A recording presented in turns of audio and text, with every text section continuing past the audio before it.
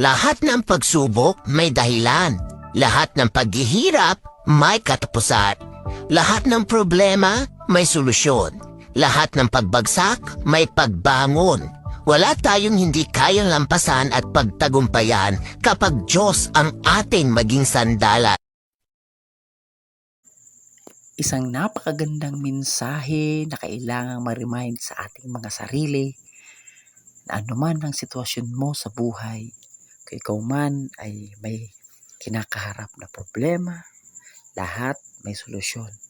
Kung ikaw man ay nadadapa sa anumang sitwasyon ng buhay mo, bangon lang dahil may kamay na aabot sa iyo upang itayo ka, upang ikaw ay magpatuloy sa hamon ng buhay. Tandaan natin, manatili at patuloy tayong manalig sa ating Diyos na buhay dahil siya lamang ang makakatulong at magbibigay sa atin ng biyaya at pagpapala sa buhay. Please do like, share, and comment at huwag niyo po akong kalimutang i-follow. Thank you so much. God's love.